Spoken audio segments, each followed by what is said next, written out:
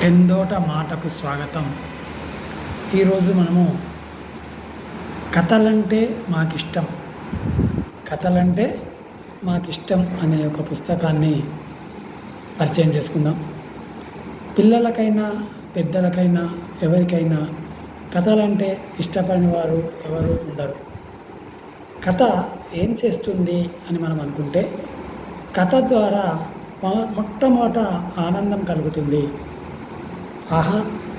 ఆనందంతో పాటు సంతోషం, ఆలోచన, విజ్ఞానము, వికాసము, ఇలా ఎన్నో మనకు కథల ద్వారా తెలుస్తుంది. కథల ద్వారా మనకు ఆసక్తి పెరిగి మనం కూడా ఏదో చెయ్యాలి, సాధించాలి అనే ఒక రకమైన ఆలోచన ప్రతి విద్యార్థిలో కానీ పెద్దవారిలో కానీ కలుగుతుంది. కాబట్టి ప్రతి ఒక్కరూ కూడా ప్రతిరోజు ఒక్క కథనైనా చదవడం కానీ వినడం కానీ చేసిన వారు తప్పకుండా తమ ప్రయాణంలో, తమ జీవిత గమనంలో ఎన్నో మార్పులు చేర్పులు జరుగుతుంటాయి. ఉదాహరణకు రవీంద్రనాథ్ ఠాగూర్ వాళ్ళ దగ్గర పనిచేసే ఆయాలు ఉంటారు కదా, అలాంటి వారు చెప్పే కథలు విని అతడే 7వ తరగతి 7 ఏళ్ళ వరకే ఒక కథ రాయగలిగాడు. అంటే విశ్వకవి కాగలిగాడు. అంటే మొట్టమొదట వినటం కావాలి. ఆ వినటం తర్వాత చెప్పటం రావాలి. చెప్పడం వచ్చిన తర్వాతనే చదవడం వస్తుంది. కాబట్టి విద్యార్థులైన చిన్న పిల్లలకు, తమ పిల్లలకు ప్రతిరోజు కథలు చెప్పాలి.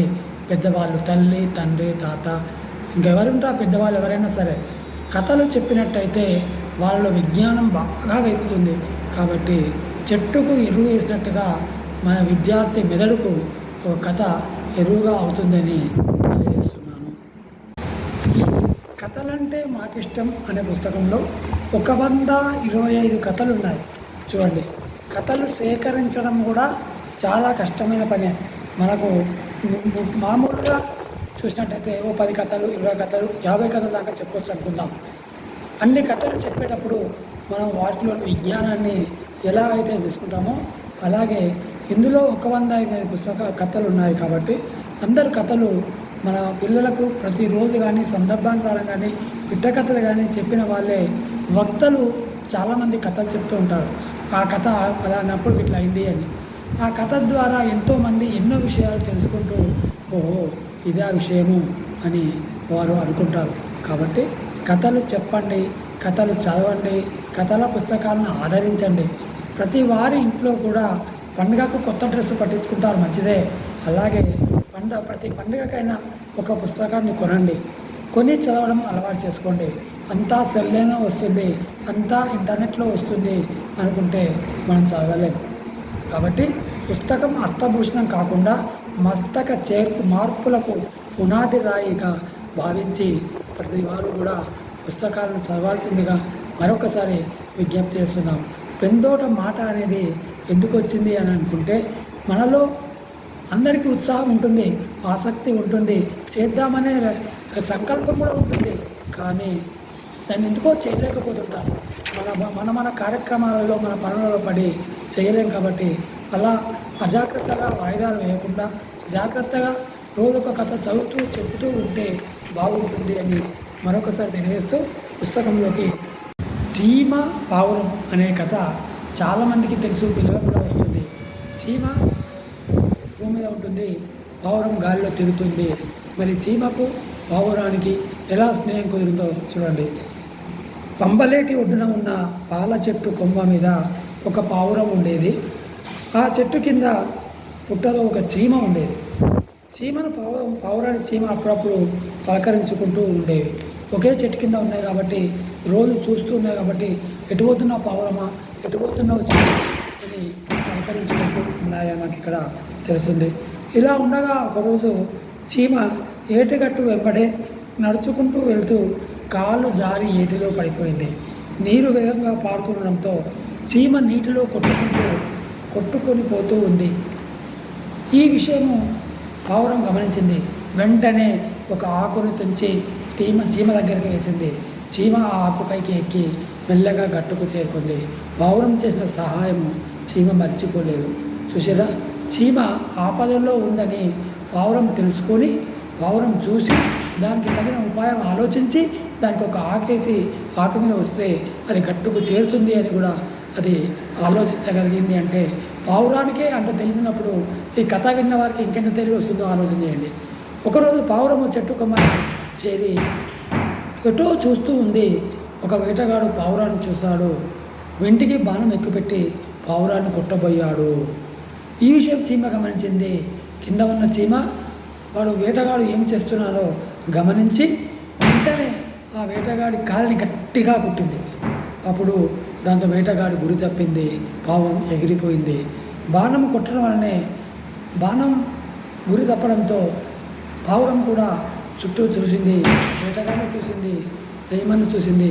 అలా అది ఒకరికొకరికి కాపాడుకుంటూ ఉన్నాయనేది ఇందులో నీతి.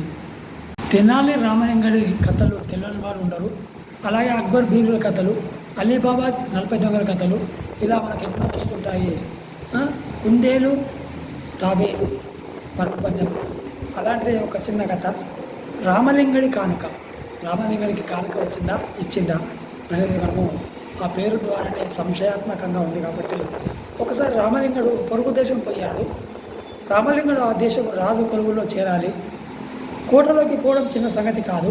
సరే చూద్దాం అనుకొని బయలుదేరాడు. కోట దగ్గరికి చేరాడు. వాకిల దగ్గర రత్తయ్య కాపలా ఉన్నాడు. కొత్త వాళ్ళను లోపలికి పోనీయం అన్నాడు. కొత్త వాళ్ళను లోపలికి పోనీయమని భటుడు అక్కడ కోటలోకి పోకుండా నిషేధించాడు. రామలింగుడు బతినాడాడు. వాడు లంచం అడిగాడు. ఏమడిగాడు? లంచం అడిగాడు. రామలింగుడు రత్తయ్యను చాటుకు పిలిచాడు. అయ్యా, నా దగ్గర ఇప్పుడు డబ్బు లేదు, నన్ను లోపలికి పంపించు, నాకు దొరికే కానుకలో సగం నీది అన్నాడు. వాడు ఆశపడ్డాడు, లోపలికి పోనిచ్చాడు. చూసారా ఆశ ఎలా మానవుని మారుస్తుందో. రామలింగుడు కోట లోపలికి కొంత పోయాడు. ఇంకొక వాటి దగ్గర తిమ్మయ్య అడగించాడు. ఇంకొకడు, అయ్యా రాధను చూడాలి అన్నాడు రామలింగుడు. కొత్త వాళ్లకు లోపలికి ప్రవేశం లేదు అని తిమ్మయ్య కూడా ఆపాడు. నాకు దొరికే కానుకలో సగం నీది అని ఆశ చూపాడు రామలింగుడు. ఓ అలాగైతే సరే, నిమ్మలంగా పో, కొలువులో తిరిగి ఉన్నాడు అనగానే రామలింగుడు కొలువులోకి పోయాడు. తలా ఒక పద్యం చెప్పారు. రామలింగుడు ఒక పద్యం చెప్పాడు. అది ఒక తమాషా పద్యం. దాన్ని రాజు మెచ్చుకున్నాడు. ఏం కావాలో కోరుకో అన్నాడు. అయ్యా, నాకు 100 కొరడా దెబ్బలు కావాలి అన్నాడు రామలింగుడు. ఎవరైనా డబ్బు కోరుకుంటారు, బంగారం కోరుకుంటారు, భూములు కోరుకుంటారు, దెబ్బలు కోరుకుంటారా అని రాజు అడగగానే, తప్పదు మహారాజా, నాకు దెబ్బలే కావాలి, దయచేసి ఇప్పించండి అన్నాడు. పిచ్చివాడిలా ఉన్నాడే, సరే కొట్టండి అన్నాడు రాజు. భటులు కొరడాలతో సిద్ధమయ్యారు. మహారాజా మన్నించండి, ఈ కానుకలు సగం మొదటి వాకిలి రత్తయ్య పోవాలి, సగం రెండో వాకిలి తిమ్మయ్యకు పోవాలి. ఆ ఒప్పందంతోనే వాళ్ళు నన్ను లోపలికి రానిచ్చారు. పాపం వాళ్ళను మోసం చేయలేను అన్నాడు రామలింగుడు. అప్పుడు రాజుకు అసలు కథ తెలిసింది. రత్తయ్యకు తిమ్మయ్యకు కొరడా దెబ్బలు తప్పలేదు. రామలింగుడికి మంచి కానుకలు దొరికాయి. రాజు కళ్ళలో చోటు కూడా దొరికింది. చూసారా, కథలో ఎలాంటి సమస్య వస్తుంది, సమస్యకు ఎలా పరిష్కారం చేసుకోవాలి అనేవి కూడా మనకు కనపడుతుంటాయి. కాబట్టి ఇలాంటి కథలు చిన్నపిల్లలకు, మన పిల్లలకు నిత్యం చెప్పుకున్నట్టయితే వారు ఎంతో బాగుపడతారు, వారు కూడా ఆలోచించగలుగుతారు అని మనము తెలుసుకోవాలి. చివరిగా మరొక కథ, పనిలో అందం ఆనందం. ఈనాటి పిల్లలు పనులు చేయడంలో వెనుకబాటు పడుతున్నారు, వాయిదాలు వేస్తున్నారు. దానికి కారణం మనందరికీ తెలిసిందే. కానీ అలాంటి పనిలో అందం ఉందా, ఆనందం ఉందా అనే ఒక కథ చూద్దాం. అనగనగా ఒక కమ్మరి, ఒకసారి అతడు కొలిమిలో ఒకే ఇనుప ముక్కతో 2 నాగళ్ళు చేశాడు. మొదటి నాగలి నన్ను ఎవరికైనా అమ్మేయి, అక్కడ పొలం దున్ని పండిస్తా అంది. రెండవది నన్ను అమ్మొద్దు, నీ దగ్గరే ఉంటా, నేనేం పని చేయలేను అంది. వాటి కోరిక ప్రకారమే మొదటి నాగలి రైతుకు అమ్మేశాడు. రెండవ దానిని తన దగ్గర ఉంచుకున్నాడు. కొంతకాలానికి ఏదో పనిపై రైతు తాను తీసుకుపోయిన నాగలిని కమ్మరి వద్దకు పట్టుకొని వచ్చాడు. పనిచేసిన నాగలి తయారైనప్పటికంటే కూడా తల మెరుస్తూ కనబడింది. పనిచేయని నాగలి తుప్పు పట్టి ఒక మూల పడి ఉంది. మనిద్దరం ఒకేసారి పుట్టాము, ఒకే ముక్క నుండి తయారయ్యాము. నేనేమో తుప్పు పట్టి అధ్వానంగా పడి ఉన్నాను, నీవేమో మెరుస్తున్నావు ఎందుకు అని అడిగింది. ఎప్పుడూ పనిచేస్తాను కాబట్టి నేను మెరుస్తున్నా. నువ్వు పని లేక ఉన్నావు కాబట్టి నీరసంగా మారి తుప్పు పట్టిపోయావు. కాబట్టి పని చేయడంలోనే అందము ఆనందము ఉంది అని పనిచేసే నాగరి చెప్పింది. అప్పుడు పనిచేయని నాగరి నిజం తెలుసుకొని తనను కూడా ఎవరికైనా అమ్మమని కమ్మరితో చెప్పింది. చూశారా, విద్యార్థులు కానీ పిల్లలు కానీ పెద్దలు కానీ కొందరు పనులు చేయకుండా తప్పించుకుంటూ ఉంటారు. అలాంటి వారి గురించి ఈ కథ ఎంత బాగా ఉంది. కాబట్టి పని చేయటంలోనే అందం ఉంది, ఆనందం ఉంది, నేర్పు వస్తుంది, నైపుణ్యం వస్తుంది, కీర్తి వస్తుంది, మెప్పులు వస్తాయి. కాబట్టి ప్రతి వారు కూడా పనిని మనకు అనుకూలమైన పనులు చేస్తూ మనకు ఎదురైన పనులను చేస్తూ ఉండి వారు మంచి అభివృద్ధిలోకి రావాలనేదే ఈ కథలంటే మాకిష్టం పుస్తకం. కథలు మనకు చేసే మేలు కాబట్టి ప్రతిరోజు ఇప్పటి నుండైనా ఒక కథ చదవాల్సిందిగా ఆశిస్తూ అందరికీ ఈ వీడియో విన్నందుకు అభినందనలు తెలియజేస్తూ ధన్యవాదాలు తెలియజేస్తున్నాను.